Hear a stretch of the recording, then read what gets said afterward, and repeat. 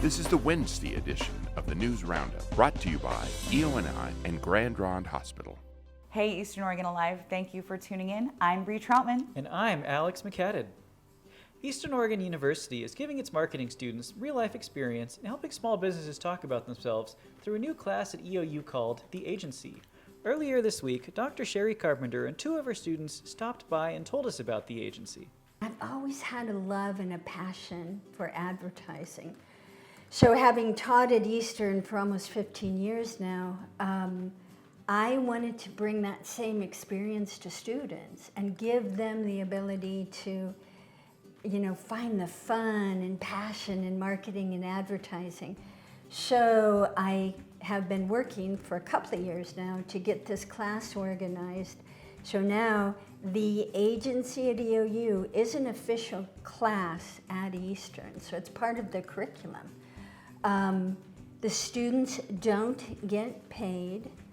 The advertising is done pro bono for all the clients. What we're focusing on, we just finished our first term and we're into our second term, is helping businesses kind of get started, get things going, and get their sea legs under them so they move towards profitability. So the good thing is, or the benefit for the advertising agency, is the students get experience and the community members or the businesses get advertising for free to kind of help them get started.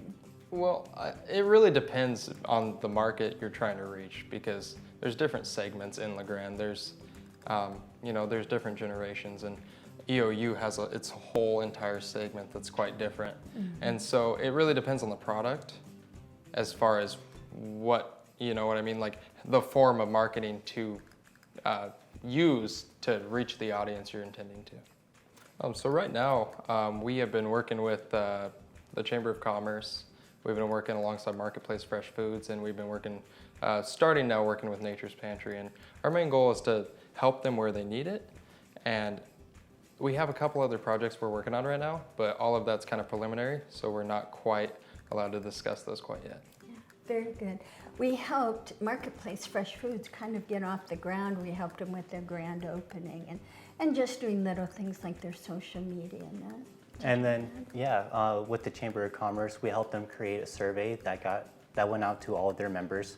And with that, they were able to determine what they need to do better, what kind of things they were doing well, and what the community generally thought about them. Eastern Oregon Alive has been very involved in covering the devastating flood in the Grande Ronde Valley this last spring. We recently had released the full roundtable discussion of 8 farmers whose lives were impacted by the more than 10,000 acres that were underwater. Watch for this discussion and please take the time to appreciate what it means to be a farmer these days. So personally, obviously we got all the guys around here that took losses, you guys. I'd like to hear from each of you and kind of see what happened and how it was different from before and that kind of thing. You want to start off? Yeah, I can. Of course, I farmed the Fleet Place, 20 years ago, my brother and I did. The north side of Alisel Lane is the first time that I can ever remember that actually went underwater. The south side of Alisel Lane, we have lost before. You go upriver on the Jenny White Place, I've had the loss in 2011 was not as severe, probably another 70, 80 acres this year that are actually underwater.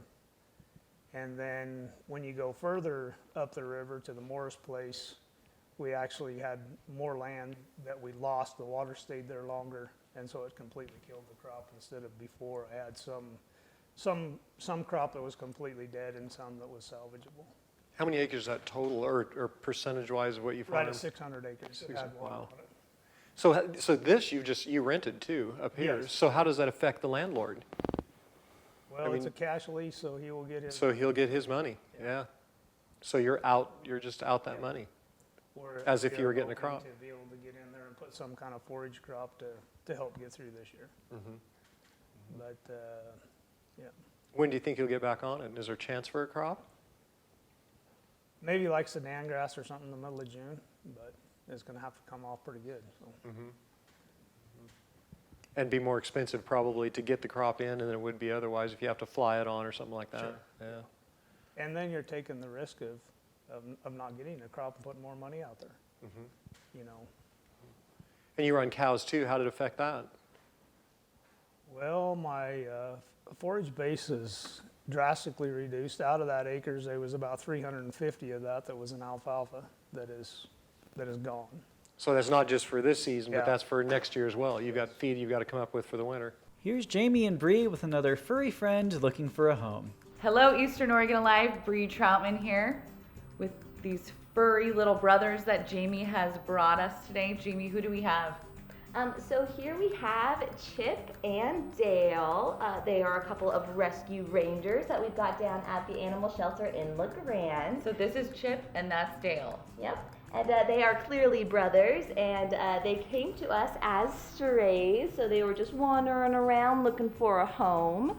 And yeah, so right now they're hanging out at the shelter. They have a best friend, Jack, at the shelter. He is a little lab mix, and they can just run around for an hour, where like other dogs will be waiting by the gate for someone to come pick them up. The three of them can just run around together and have a great time.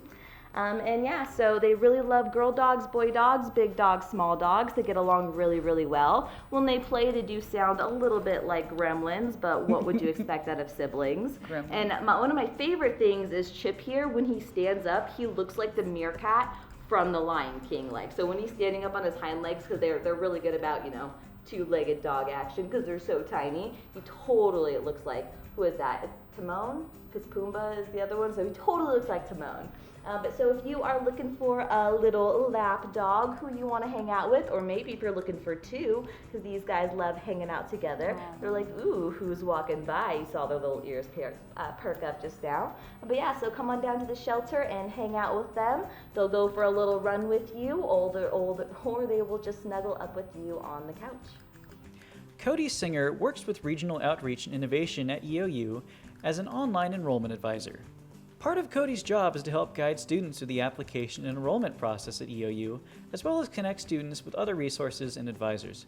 One of the biggest things that happened with the Regional Outreach Program recently is the PTK Scholarship, which is meant to help transfer students who are a part of honor societies from other community colleges pay for EOU's costs. I'm Cody Singer. I work for Regional Outreach and Innovation as the Online Enrollment Advisor. So I primarily help students walk through the application process of becoming an Eastern Oregon University student, help answer their questions, and then get them connected with their online advisor to help guide them through the process of becoming a graduate at EOU. The title Regional Outreach and Innovation. Structure-wise, we're comprised of, we're responsible for the recruitment of online students as well as the retention of online students. So we have community college advisors at 11 community colleges across the state of Oregon, and their primary goal is to not only recruit students, of course, from those community colleges, but also have somebody there as a transfer advisor, as a friend, as a support mechanism to help students get to the four-year program and finish their degrees. So we're scattered throughout the state of Oregon. That's where the regional portion of things come in. In terms of outreach and innovation, that's the recruitment side. We are, again, primarily responsible for online programs. Therefore, for the outreach and innovation part, we're always trying new things. We're partnering with charter schools right now and looking at exploring and expanding that specific initiative. We are doing some program partnerships and transfer agreements with community colleges as well as employers across the United States. So we recently announced our Phi Theta Kappa PTK scholarship.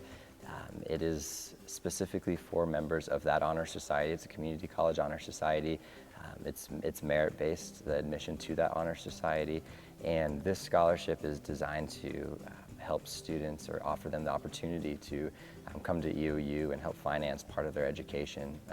One of our institutional missions is to meet students where they're at and find ways to help students accomplish their field of study, their program, their bachelor's degree or master's degree. So the Phi Theta Kappa scholarship, it's stackable with all of our current scholarships at Eastern Oregon University, the most common being our transfer student scholarship for our online students. So stackable, meaning that you can earn both. Our transfer student scholarships up to $2,500 for those students, and the PTK scholarship is $1,000 on top of that too. With this week's Chamber Chatter, the ladies from Union County Chamber of Commerce update us on happenings over this long weekend. Hi, I'm Suzannah. I'm Sandra. And I'm Tanisha. And we're here to help you celebrate this Thursday, the 4th of July. Thanks for tuning into this week's Chamber Chatter. Thank you to Eastern Oregon Alive for being here, and as well as Med Transport, one of our sponsors, for bringing you this episode of the Chamber Chatter. So coming up this week, I think there's a lot of events. I think we're pretty busy. I don't know. I think that there's stuff going on, but what?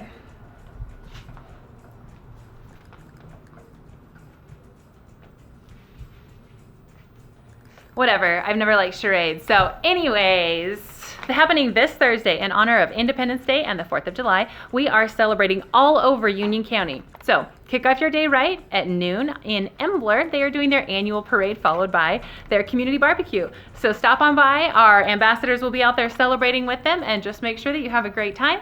Then after that, head back on into La Grande at Mountain Valley. They are doing their annual Freedom Fest. Food and drinks brought to you by Benchwarmers Pub and Grill and the Dusty Spur, and shaved ice by Rosewood Cottage. There's going to be live music and lots of fun from noon to 5. So, parade, Freedom Fest, and then what usually happens? The fireworks show. Happening again this year out in Union is the annual Union County Fireworks Show at the Union Athletic Complex. Can't get out to Union? That's okay, because we're providing transportation 7 p.m. and 8 p.m. pickup times over at Rite Aid parking lot and near the Senior Center. So go ahead and grab a ride on out there, and they are doing a ton of things. 50-50 drawings, door prizes, costume contests, so much. Live music, food vendors, everything. You will not want to miss it. And then everyone knows that the show starts when it gets dark. After that, rides will take you back to La Grande if you need it. So forget the charades, grab your grills, grab your friends and family, and go celebrate. Embler at noon for the parade, followed by Freedom Fest at Mountain Valley, brought to you by Red Cross Drug in conjunction with Benchwarmers Pub and Grill, Rosewood Cottage, and the Dusty Spur. And then make sure to head on out to Union at the athletic complex after that for the fireworks at dusk. Thanks for tuning in, Eastern Oregon Alive. I'm Suzannah. I'm Sandra. And I'm Tanisha. And we'll see you next time on the Chamber Chatter. Thank you for watching the News Roundup. I'm Bree Troutman. And I'm Alex McCadden. We'll see you next time on the News Roundup.